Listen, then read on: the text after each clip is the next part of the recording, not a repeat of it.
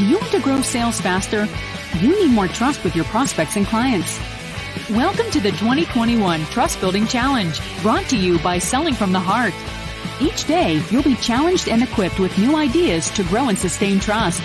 You'll discover practical ideas that you can put to work right away to help you grow your sales. You're about to be coached by some of the world's foremost sales thought leaders and practitioners. This is going to be practical and fun. So grab a pen and notepad and get ready to take action as we join our hosts, Larry Levine and Daryl Amy.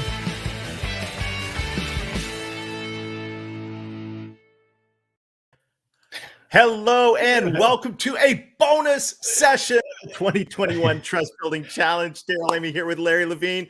What's going on, Larry? I'm super excited to bring Todd Caponi on in a little bit, but you know what? Fall's here. We both have jackets on. The seasons are changing, Daryl. It is. It's go time. It's show time. It's fourth quarter.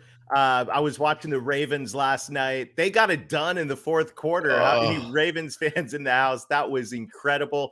This is the time where we're pushing hard. And I know so many of you are out there right now. We're getting it done, finishing the year strong. We're cheering you on. We're cheering you on. And that's what the challenges have been about this year, is making sure we can set ourselves up to be successful and do it the right way, drive success and fulfillment. And the movement around Selling from the Heart, the community that's growing around this challenge, Larry, is so fun and exciting. Who would have thought, stemming from a podcast, Daryl, all this would happen? I'm blessed every single day to talk about Selling from the Heart, I tell you. It is really incredible. And it's so much fun seeing what's going on. So welcome to the challenge. We're glad you're here. We have got an incredible guest teed up today. I can't wait for you to meet my friend Todd Caponi, the transparency sale. Also known as the sales historian. And the sales historian all in one is going to be fantastic. And it's great. It's good to see Jerry here.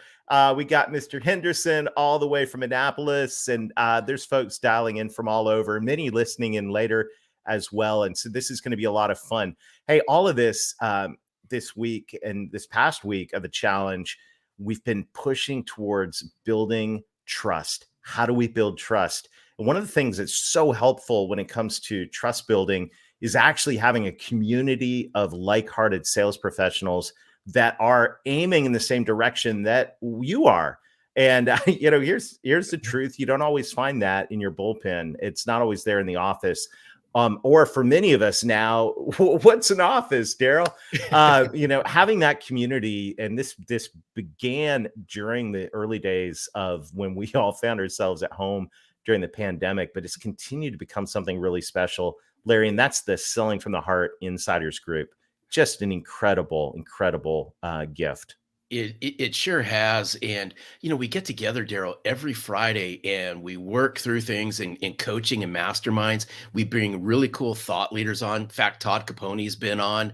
And I know we have a special guest that we're going to announce here not too long from now on this coming Friday. But it's just been a great community where you've always said it's like-hearted, like-minded. We work through things. We build community. The best part of it is everyone's got to know each other, where now they take this out amongst themselves. They have accountability calls on the weekend and throughout the week. It's just been incredible. It's been awesome to see this unfold. So we gather on Fridays, every second Friday. We mastermind every second Friday. We get up close and personal with an incredible thought leader. And we have got an incredible thought leader for this Friday. Check it out.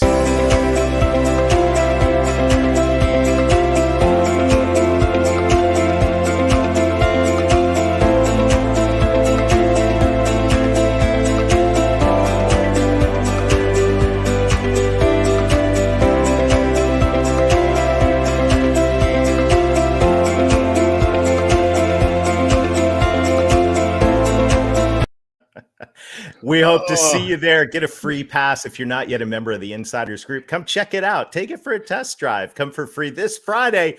And we're going to hang out with Tom Hopkins. This isn't a recording. This isn't a webinar. No, this is all live. Just hanging out with Tom Hopkins. Hey, real quick. I know Caponi's backstage. Caponi, I'm sending you a link. You got to come hang out with somebody whose sales history.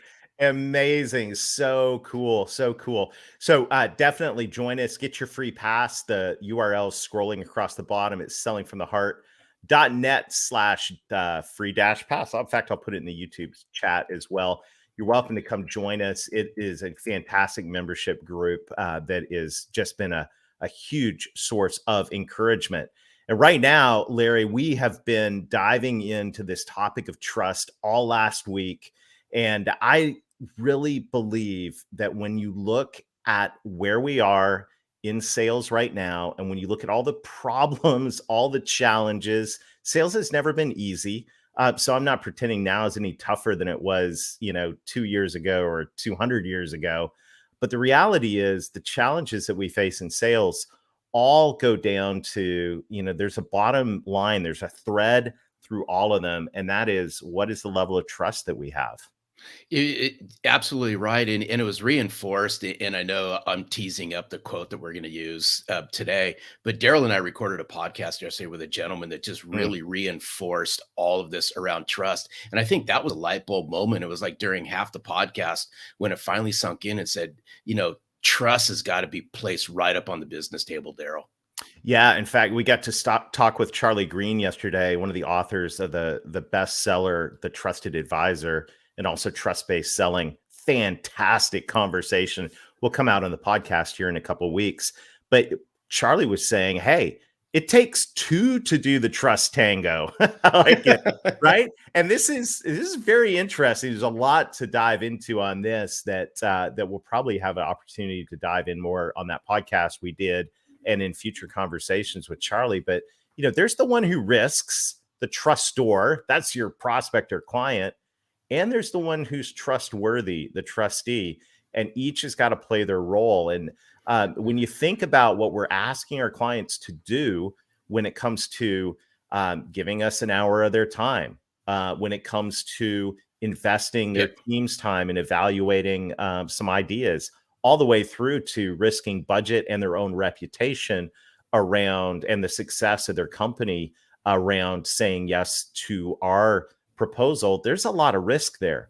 And when there's risk, trust is really, really critical. And this is why the number one thing we can do as sales professionals, I believe right now in this season, is work on ways to develop and grow trust, to be trustworthy and to understand what it takes to establish and maintain that trust with our prospects and clients. And that's where we have been bringing to all of us this week the trust equation.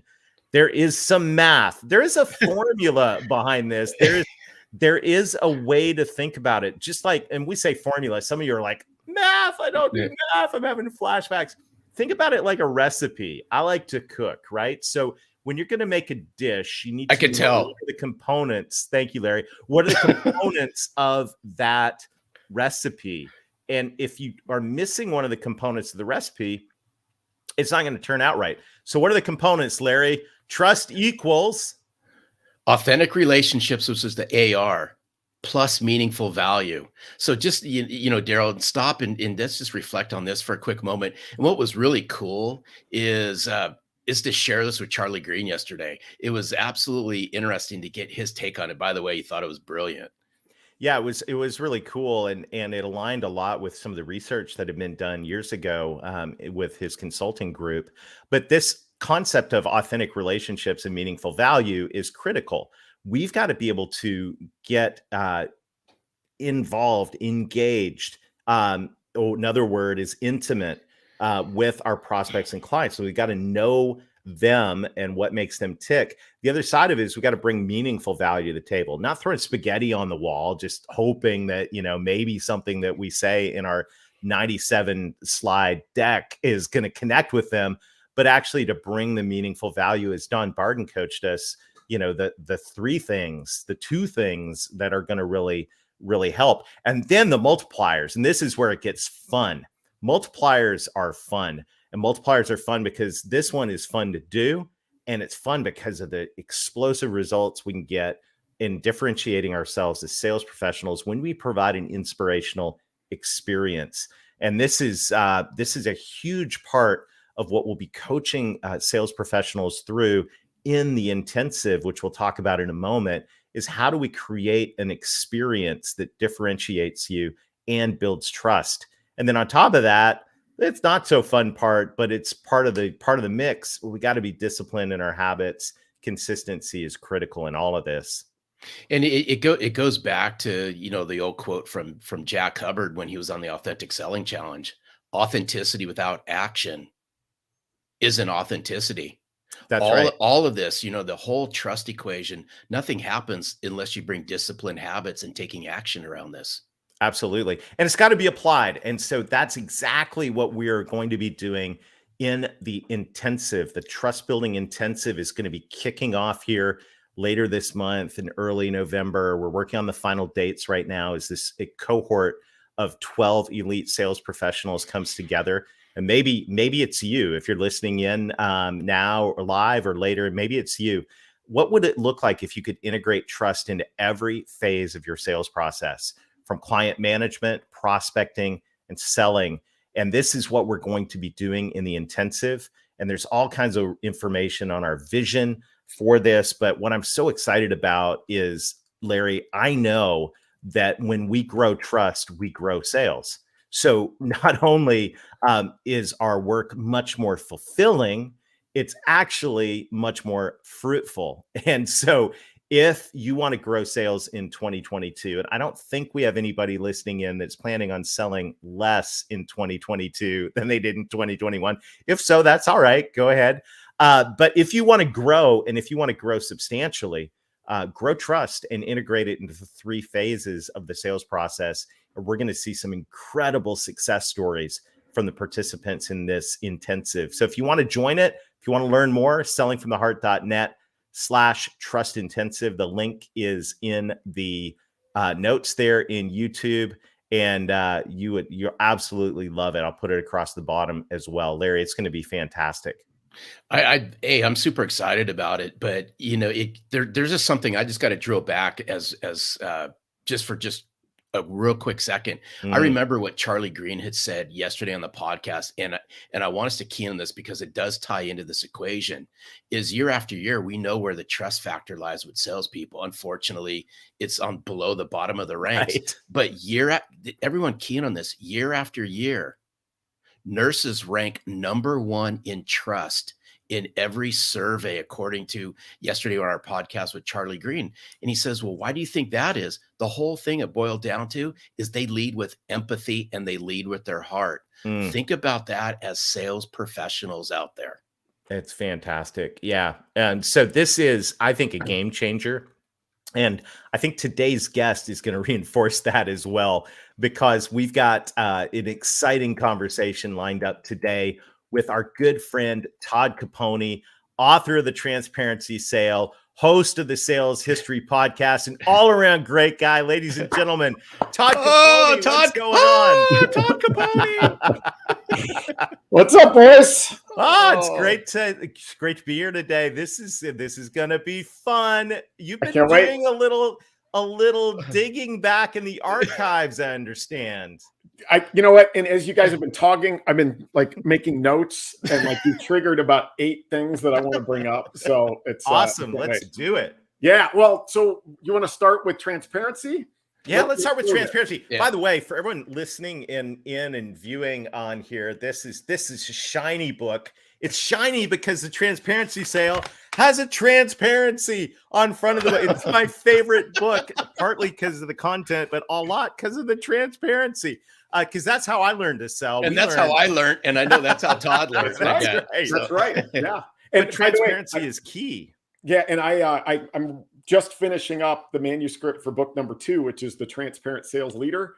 And I worked with the publisher. It'll have the exact same cover, except it'll be purple instead of red. Very nice. But yeah, we've got it all worked out, the Transparency Leader. But let's talk about this idea of transparency as it relates to sales. You talked about trust. You talked about the opportunity to differentiate, not just with your products and your pricing and your service, but in the way that you sell.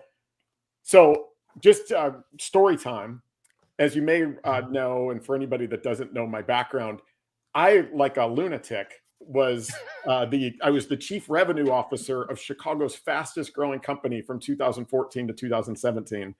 And for whatever reason, I decided to leave that to write a book. Like, who does that? Well, this nerd. Here's what happened. So the company was a company in Chicago called Power Reviews. You probably guess by the name that we were in the business of helping retailers and brands collect and display ratings and reviews on their website, right? So you're buying a pair of Crocs, you're buying a sweater on Vineyard Vines, you probably read the reviews. I'm going to tell you that you absolutely did. And the company that was helping with the collect and display of those was us. Well, we did a study a few years ago with Northwestern University here out of Chicago, just looking at, all right, what triggers purchase decisions when a individual, a consumer, is going to a website to buy something. So the website is acting as a salesperson. Like, what do we do as human beings? Well, it turns out the study revealed 3 data points, 2 of which changed my life, right? Like only it could happen to a nerd, where I left my job and wrote a book. So here's the 3 data points. The first one did not change my life. It was no surprise. It was that at the time, 95% of us, when we're buying online, again, when a website is acting as a salesperson, and I'm going to take you to the correlation to humans, 95% of the time when we're buying something that we've never bought before, that's of medium to high consideration, we read the reviews. All right. No surprise there, other than at the time I was surprised there was 5% of people that don't. And their last iteration of the study shows that it's up over 99%. So we've solved that issue. Here's the 2 data points that blew my mind.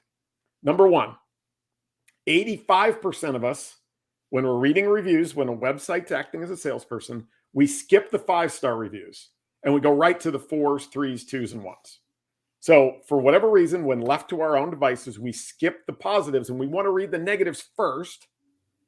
And then the second changing, like life-changing data point is this idea that when a product on a website, and this is across all product categories, some skew a little higher, some skew a little lower, but when a product on a website has an average review score between a 4.2 and a 4.5 out of 5, that is optimal for purchase conversion, meaning that a product that has negative reviews right under it helps it sell.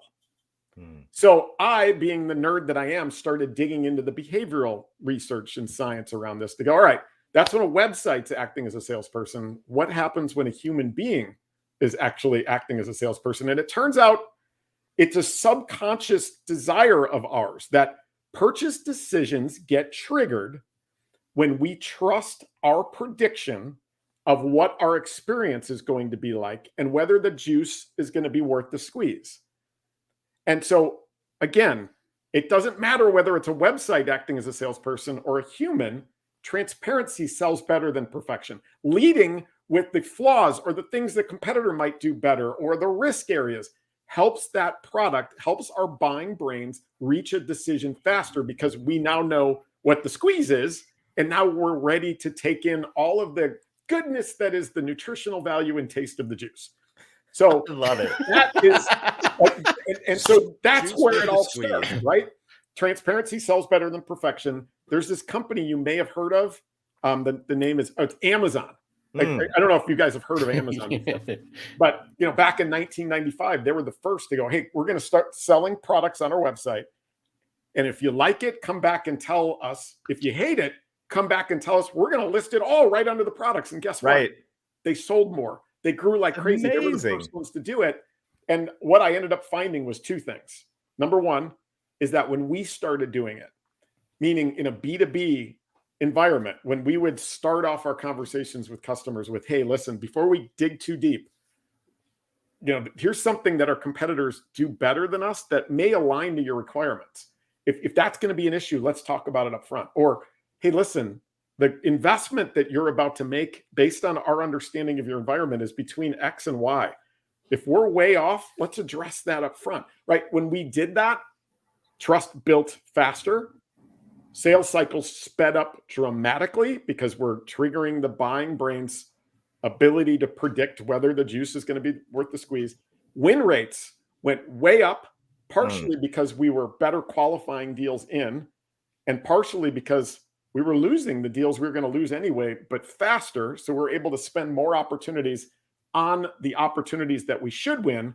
And lastly, we took power away from our competitors because we built trust and we were delivering the bad news instead of them. We were controlling the competition. And so when all those things happened, like things took off. Now, the last thing I'll leave you with, though, and I'm going to take you, I know we're going to go to the sales history piece, is that we always have known that being honest and being transparent sells better. Like I've got a pile of quotes from the early 1900s where every thought leader was talking about building trust through being honest.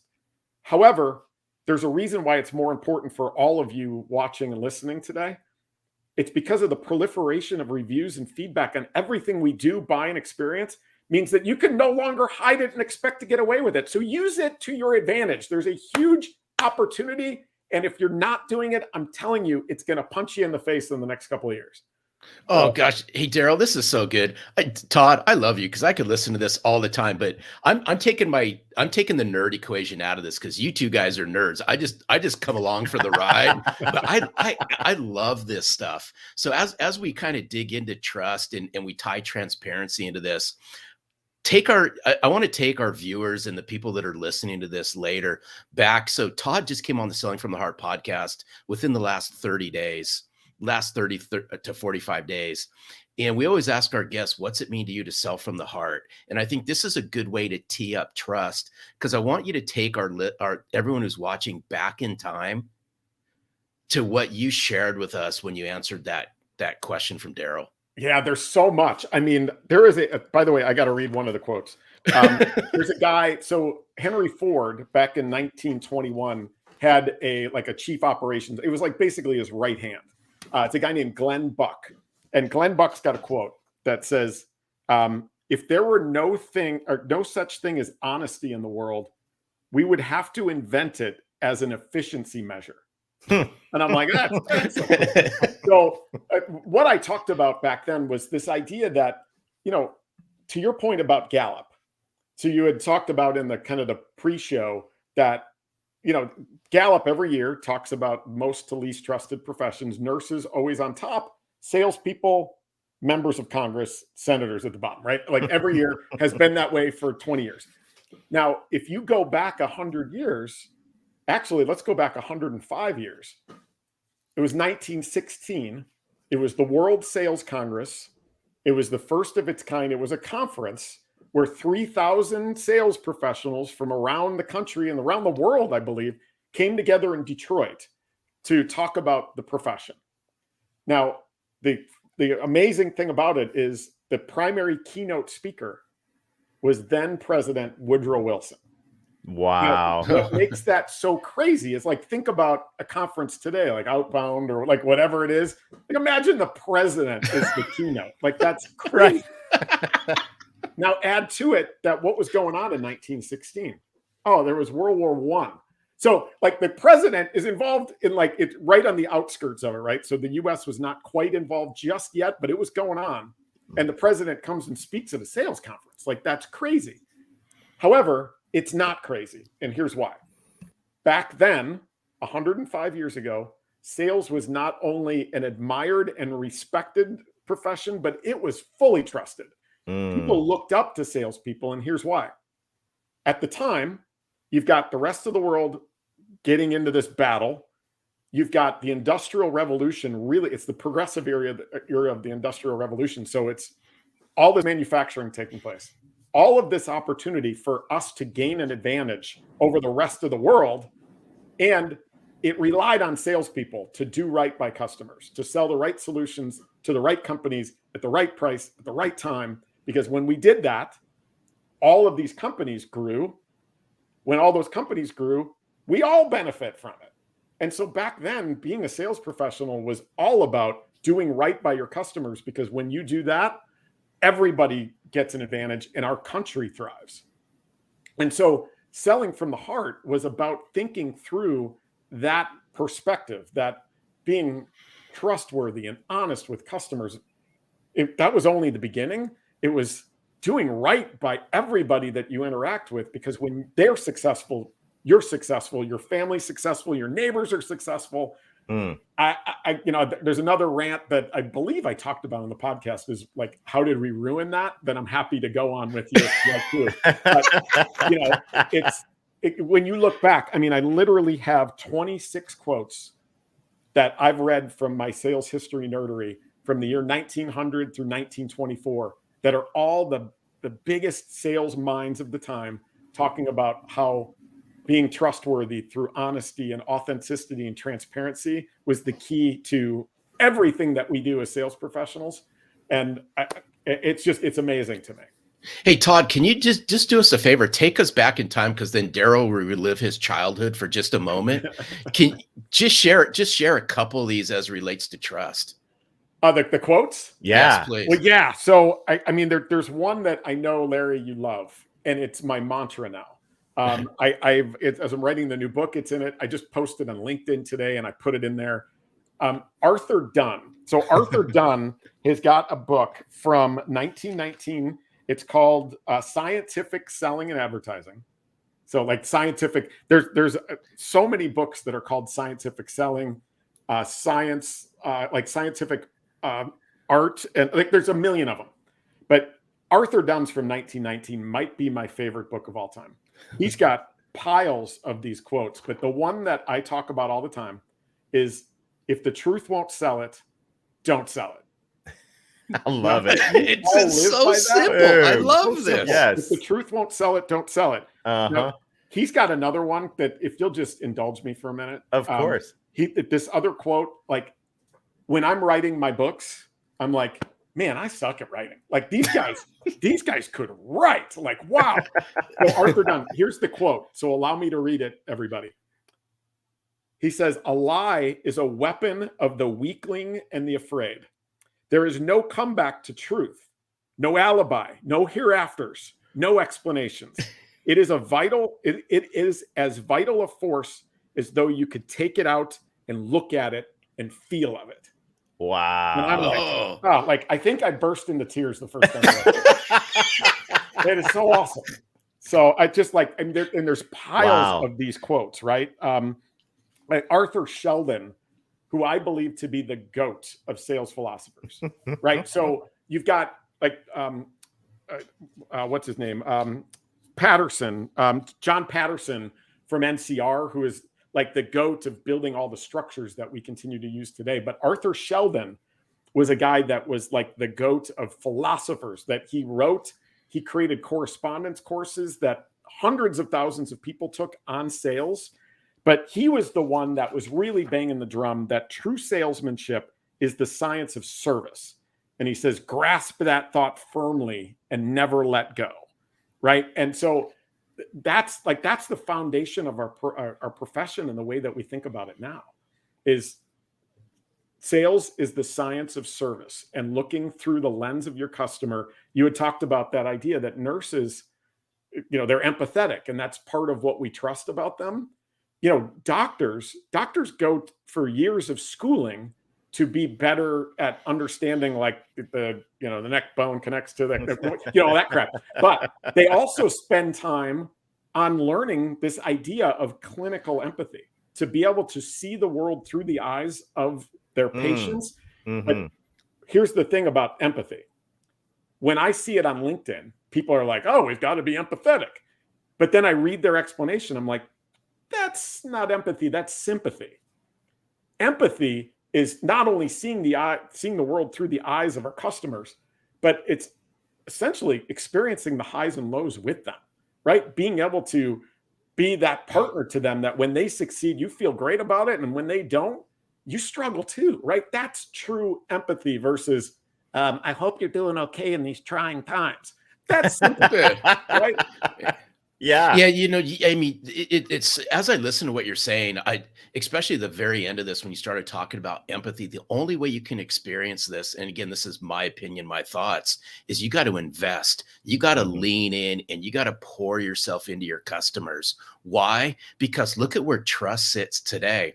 So what's really interesting about this, and as you all get to know Todd, and I encourage you got to follow Todd Caponi, because I just love what this guy dishes out there. I can eat everything this guy dishes out all the the time. But where do you, just as it relates to trust, if we go back 100 years, 110 years ago, even if it's 60 years ago, where do you think trust, and again, I know this is your opinion, Todd, but where do you think trust was broken? Then now we're talking about trust again here in 2021. Yeah. Is where do you think it went awry? Where do you think we veered off? It just so happens I have a very strong opinion on this subject. Thank you. I'm not surprised. So, back then, if you think about it, the telephone was invented back in the 1800s, but it did not become a sales tool until the 1950s, which is amazing. But there is no talk of cold calling through the phone until then. So you've got this period of time in the early 1900s where every sale was the result of a face-to-face, human-to-human, I'm looking you in the eyes, you're looking me in the eyes interaction. Now, like there's catalogs, like Tiffany's was putting out catalogs in the early 1800s. So like you could buy mail order, but that's not the kind of sales that all of you are involved in, right? Sales was human-to-human, face-to-face, sitting across the table from each other. And as a result, you build trust that way, right? Now, we were given as a sales profession those incredible tools. Like I mentioned, the telephone. What an incredible gift to not have to put on my shoes to go. Like I can sit here and just talk to people and wow, what an efficiency measure. How awesome. And we ruined it, right? We ruined it as sales professionals by, pounding the phones and getting focused on metrics and scale, calling people during dinner, not letting them off the phone, tricking them to the point where technologies had to be created to prevent salespeople from selling, right? A whole industry of, Dr. Shirley Jackson, who invented the technology that led to the invention of caller ID, for example, right?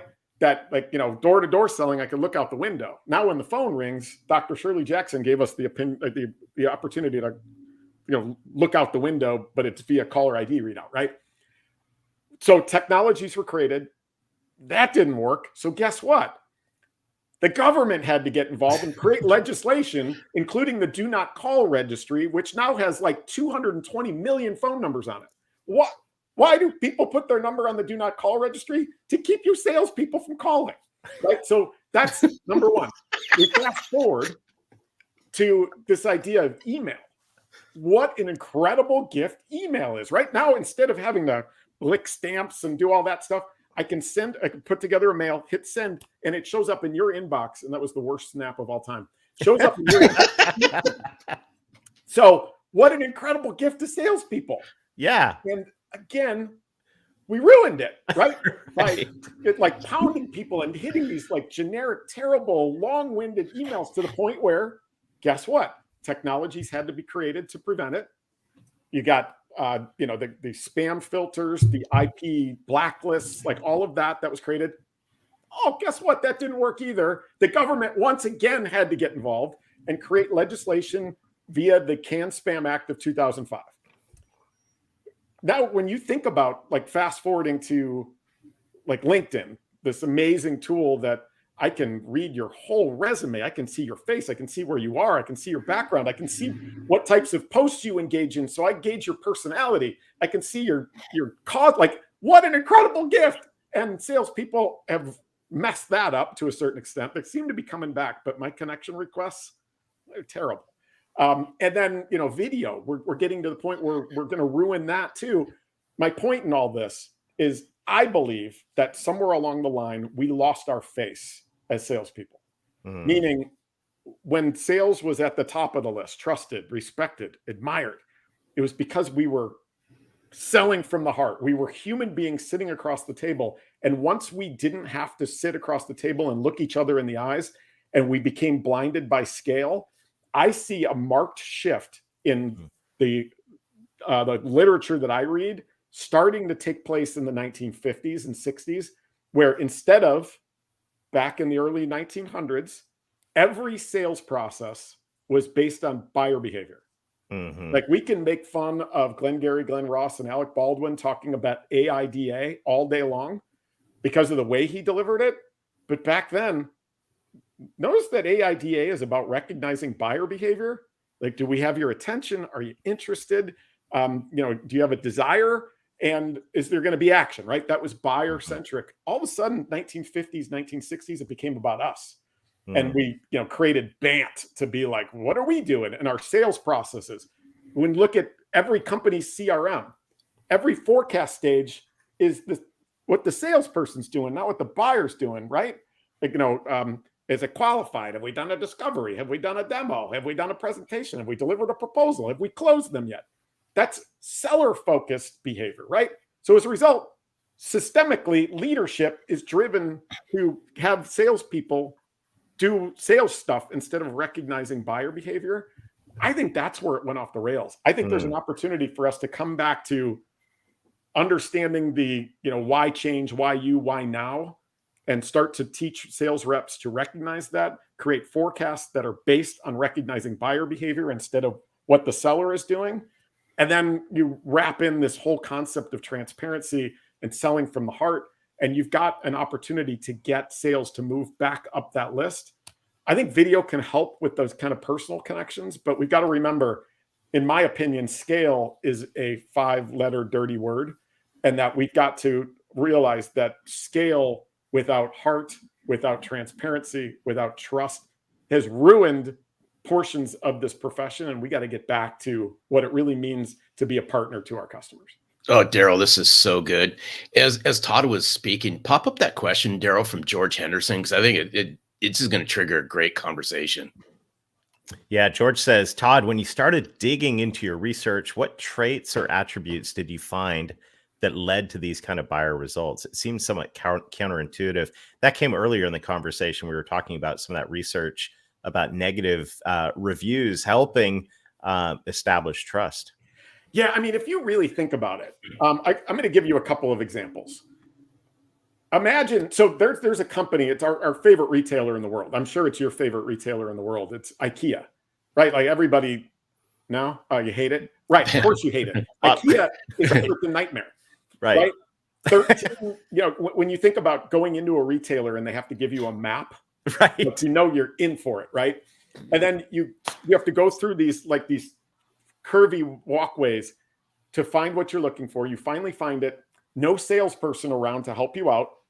So what do? Well, you have to take a picture of the tag with your phone or write down the code, because you get to go to the warehouse yourself, pick 150-pound boxes off of shelves onto carts that don't have brakes, which seems like an unbelievable oversight. Like, just put a little brake in the You then, you check out, you go into the parking lot.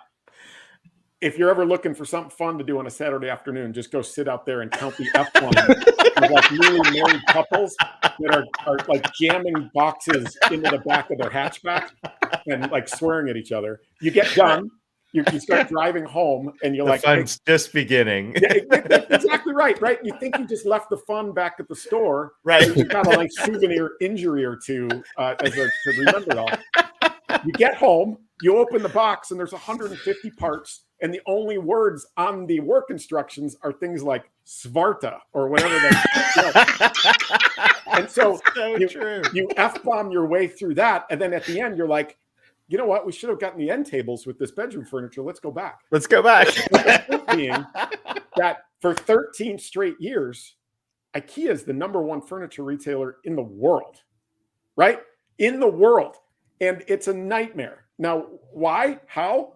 Well, it's companies like IKEA that have branded their negatives. I think there's an opportunity in the B2B world for us to think about that. But it's, hey, listen, we're going to give up certain elements of the experience so that we can give you modern Scandinavian design furniture you didn't pay much for. Oh, there's meatballs upstairs if you want those too. Right. But the point being that they're really good. And the sweet rolls are fantastic. But the point being, if I walk into an IKEA and I'm like, I would like a sales professional to feng shui my living room, and then I want this design. They'd be like, cool, there's a room and board down the street. Macy's got great furniture. Like, go there. Yeah. Like, embrace the things you give up to be great at your core. There's example after example. Southwest Airlines has really embraced this idea of, hey, listen, no frills. We're going to herd you on. We're going to herd you off, but you're going to save some money and maybe have a good time on the flight. Right. And they became the most profitable airline in the industry. I think there's so many opportunities. Like, we've always seen this. It's about setting proper expectations and consistently meeting them, right? Another example, Costco. Costco, I'll give you another story there. If you think about my stepdaughter, she was turning 17. She wanted to have a birthday party. And so she was like, hey, we're going to have a party. Can you go to Costco and like get a vegetable tray and a fruit tray and all that? But don't forget the ranch dressing. Like, she loves ranch. First of all, you're driving to Costco, realize you have to have a membership. Right. So you go in, you show the card, you go over, I find the ranch dressing. You got to buy almost a gallon of ranch dressing. Like, you better like ranch because you're getting a tank of it. Like, holy crap. I turn around and it's like, hey, if I needed a toothbrush, here's a half dozen, right? There's only one brand and you got to buy in bulk. And so you do that, you go check out, they throw your stuff into a cart. They don't even bag it for you. And sometimes they don't even do the carting.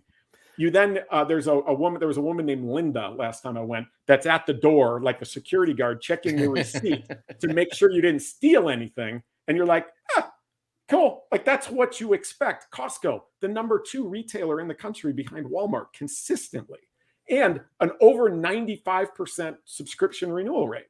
Now, I believe there's an opportunity in all of our businesses. When you really think about the brands you interact with, when expectations are set properly, remember at the beginning, I talked about we are triggered to be able to make a decision when we can, with confidence, predict what our experience is going to be like. Now, that happens in the retail, the B2C environment, but it can happen in the B2B environment when trust is there. Like, you have to build trust, right? If you don't trust the source by which you're getting information to be able to make that prediction, you ain't triggering any decision, or it's going to take you forever. Like, for example, I bought a car and the salesperson was like so slimy, I had to go take a shower afterwards. It took forever for me to get to a purchase decision because it was not built on trust. And then number 2, when we think about that transparency, is how do we predict if we don't know both the bad and the good? If we don't know the negatives and the positives? Again, it's why negative reviews work on a website so well. It's why Amazon and all of these other retailers encourage you to go, hey, try out the product, come back. If it sucks, tell us about it, and we'll share it with everybody. And somehow that helps people buy more products, choose restaurants, choose hotels, choose experiences, choose Uber drivers who are also rating us. It's the proliferation of reviews is there, and there's a reason for it. It's because it helps consumers make better decisions, and we can take the place of the reviews in a B2B environment. I love this stuff. It's brilliant. Brilliant. Thank you so much for hanging out with us today. Anytime. Always interesting, Todd. It's always interesting. And we got the transparency sale, and the transparent leader is coming out. What are you going to get a date? I'm so close. Okay. Well, I'm not going to push you for date, but that's exciting. It's shown. It's Amazon showing pre-sale launch February 22nd. All right. Unfortunately, I think we're going to be a couple weeks delayed on that, but it should be March of 2022. And it's taking all of these concepts of transparency and then taking it to the leadership world. But I'll tell you one thing about it. Who wants to run behind a transparent person who doesn't know what the hell they're doing? Right? That doesn't work. So that book is about giving, it's called, it's about this idea of giving structure and science to sincerity and transparency. So giving you, for me, when I moved from sales to sales leadership, I was so used to having a process, a foundation, a structure. And then I moved to sales leadership, and it became like, caveman, like me fill pipeline, me close pipeline, me hire, me fire, right? Like I didn't have a structure at all. So I built one, and over the last 15 years, built the science and structure behind it. And hopefully it's something that becomes a huge resource for everybody. That's going to Todd, you got to come back and hang out with us some more. Anytime. You're welcome any single time. Great. Well, hey, thanks for everything that you are, and all that you're doing right now is really, really cool. The way you've invested in us today, top shelf, man. I really, really appreciate you, Todd. Thanks, Todd. You guys are awesome, and go Dodgers, go White Sox today. There you go. Thanks for the reminder. You heard Daryl, it here. This has been so fascinating. If we look back at the week that we've all been together, from Marcus Ogden to Don Barden to Dave Sanderson to Dr. Maria Church, and now Todd Caponi, they've all delivered their unique twists on trust. And Todd, I love Todd because Todd made it so simple, but yet it gets so convoluted out there in the business world. But this is the game right now. This is the ball game, to continue with this sports analogy. I mean, trust is so critical. I believe it's the X factor.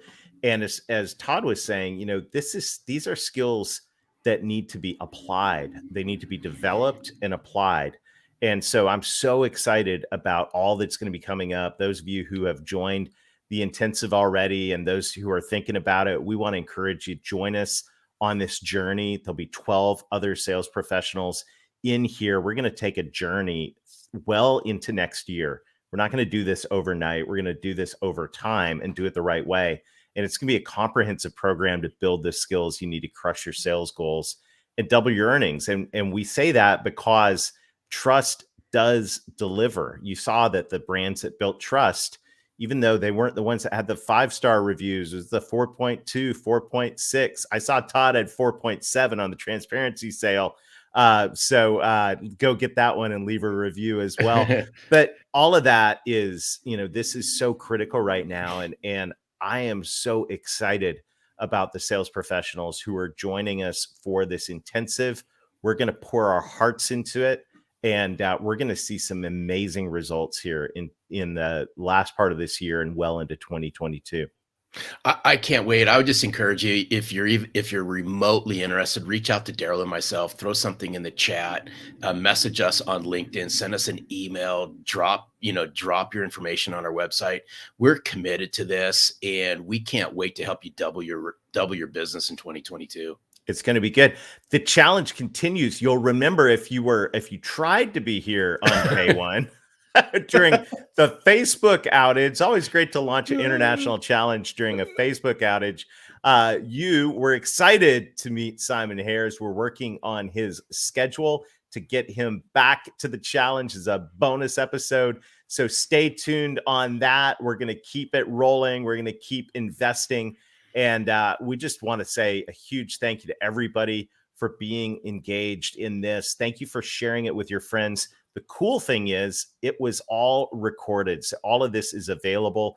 And if there's any of your peers or clients who you think would benefit from this content, you can invite them to 2021trustchallenge.com, and they're going to get access just as you will as well to all of the recordings, because we want to invest in making sure that you've got the skills that you need to build trust with your prospects and clients. And Larry, I just want to say a special thank you to you as well. This has been so much fun working on this project with you, and I'm excited about all that's ahead in the intensive and all the things that are going on at Selling from the Heart. It's just a pleasure, man.